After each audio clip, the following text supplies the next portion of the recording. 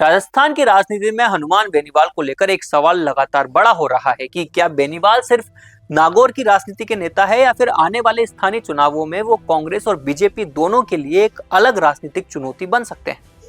अब इस सवाल का जवाब किसी एक के बयान में नहीं है। इसे पिछले कुछ चुनावों और बेनीवाल की मौजूदा राजनीति को जोड़कर समझना होगा। सबसे पहले आप ये आंकड़ा देखिए। 2024 के लोकसभा चुनाव में हनुमान बेनीवाल ने नागौर सीट से इंडिया गठबंधन के उम्मीदवार के तौर पर चुनाव जीता। यानी कांग्रेस के साथ उनका चुनावी तालमेल सिर्फ चर्चा नहीं था, बल्कि उनका वास्तविक चुनावी परिणाम भी सामने आया।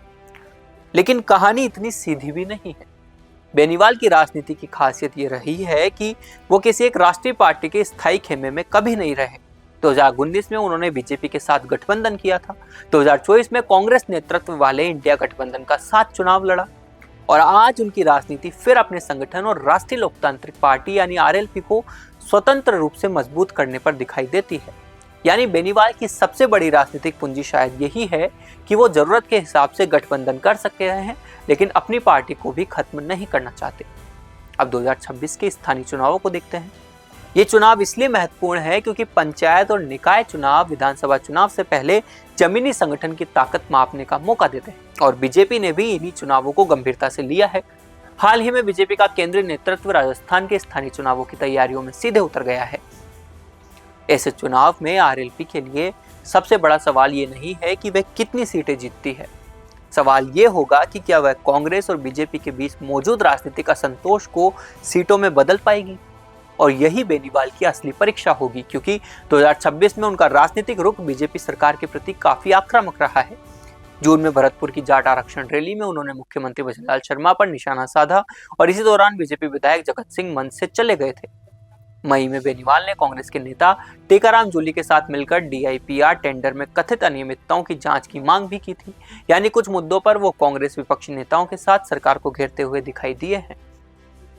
लेकिन इसका मतलब ये नहीं है कि बेनीवाल कांग्रेस में जा रहे हैं, बल्कि ज्यादा सही विश्लेषण ये है कि बेनीवाल इशू बेस्ड ऑपोजिशन की अपनी जगह बनाए रखना चाहते हैं। अब आते हैं नरेश मीणा वाले एंगल पर। नरेश मीणा और बेनीवाल के बीच राजनीतिक संपर्क कोई बिल्कुल नई बात नहीं है। 2025 के अंतः उपचुनाव में बेनीवाल ने नरेश मीणा के समर्थन में रोड शो भी किया था। हालांकि नरेश मीणा चुनाव हार गए थे। इससे एक बात जरूर समझ आती है, और वो बात क्या है कि बेनीवाल सिर्फ अपने पारंपरिक राजनीतिक इलाके तक सीमित रहने की कोशिश नहीं कर रहे हैं। वे ऐसे नेताओं और सामाजिक समूहों के साथ संबंध बनाने की कोशिश करते हैं जिनका अपना स्थानीय प्रभाव है। और यही रणनीति अगर पंचायत और निकाय चुनावों में दिखाई देती है तो आरएलपी के लिए एक बड़ा अवसर हो सकता है। अब एआईएमआईएम का सवाल। बेनीवाल और असदुद्दीन ओवैसी की मुलाकात की खबरें भी सामने आई है और राजस्थान के स्थानीय चुनावों में एआईएमआईएम की संभावित भूमिका को लेकर चर्चा है। लेकिन यहाँ भी सावधानी जरूरी है। मुलाकात का मतलब हमेशा गठबंधन नहीं होता है। जब तक दोनों दल सीटों के बंटवारे या औपचारिक गठबंधन की घोषणा नहीं करते, इसे गठबंधन कहना कतई सही नहीं है। लेकिन राजनीतिक रूप से ऐसी मुलाकातों का महत्व जरूर है, क्योंकि राजस्थान के स्थानीय चुनावों में अगर आरएलपी, एआईएमआईएम और अन्य छोटे राजनीतिक समूह अलग अलग क्षेत्रों में मजबूत उम्मीदवार खड़े करते हैं तो इसका सीधा असर कांग्रेस और बीजेपी के वोट शेयर पर पड़ेगा। और यही वजह है कि बेनीवाल का महत्व सिर्फ उनकी जीती हुई सीटों से नहीं मापा जा सकता। उनका महत्व इस बात से भी तय होगा कि वह किस चुनाव में किस पार्टी के कितने वोट काट सकते हैं। और यही तीसरे मोर्चे की राजनीति का सबसे बड़ा हथियार है। लेकिन यहाँ बेनीवाल के सामने एक और बड़ी चुनौती है। आरएलपी को अपनी राजनीतिक ताकत को एक व्यक्ति और एक इलाके से आगे ले जाना होगा, क्योंकि 2024 की नागौर लोकसभा सीट जीतना एक बात है, लेकिन राजस्थान के अलग अलग जिलों में पंचायत और नगर निकाय स्तर पर संगठन खड़ा करना बिल्कुल अलग चुनौती। और खुद बेनीवाल की राजनीति का इतिहास बताता है कि आरएलपी स्थानीय चुनावों में पहले भी कुछ सफलता हासिल कर चुकी है। 2021 के स्थानीय निकाय चुनाव में पार्टी ने कुछ प्रधान पद जीते थे और एक नगर परिषद चेयरमैन भी बनाया था।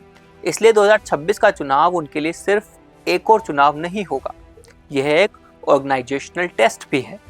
अगर आरएलपी स्थानीय चुनावों में कई जिलों में प्रभाव दिखाती है तो बेनीवाल 2028 विधानसभा चुनाव से पहले राजस्थान की राजनीति में एक वास्तविक तीसरे केंद्र के रूप में अपनी जगह मजबूत कर सकते हैं। लेकिन अगर पार्टी सिर्फ कुछ पारंपरिक इलाकों तक सीमित रहती है तो फिर बेनीवाल का प्रभाव मुख्यतः क्षेत्रीय ही माना जाएगा। इसलिए फिलहाल सबसे बड़ा सवाल ये नहीं है कि कांग्रेस बेनीवाल के साथ जाएंगे या बीजेपी के, बल्कि सवाल ये है कि क्या बेनीवाल कांग्रेस और बीजेपी के बीच रहते हुए अपनी स्वतंत्र राजनीतिक जमीन इतनी मजबूत कर सकते हैं कि 2028 में दोनों को इनकी जरूरत महसूस होगी। और इसका पहला जवाब मिलेगा पंचायत और नगर निकाय चुनावों में, क्योंकि इस बार बेनीवाल की परीक्षा भाषणों में नहीं होगी, बूथ उम्मीदवार और जीती हुई सीटों में होगी। और यही सबसे ज्यादा महत्वपूर्ण है। अपना पॉडकास्ट शुरू करना चाहते हैं और चाहते हैं कि पहले दिन से उसे लाखों लोग देखें, तो अब ये पॉसिबल है जयपुर में। जयपुर का सबसे तेजी से बढ़ता हुआ digital news channel the fact India आपके पॉडकास्ट को वर्ल्ड क्लास बनाने के लिए जयपुर के बीचों बीच श्याम नगर में लाया है world class podcast setup, green screen setup. उसे शूट करने के लिए best state of the art facilities, editor से लेके लाखों फॉलोवर्स और करोड़ों वाली रील्स वाला यूट्यूब चैनल, और ये सब आपको एक ही जगह पर मिलने वाला है। तो पूरी जानकारी के लिए आज ही व्हाट्सएप कीजिए इस नंबर पर।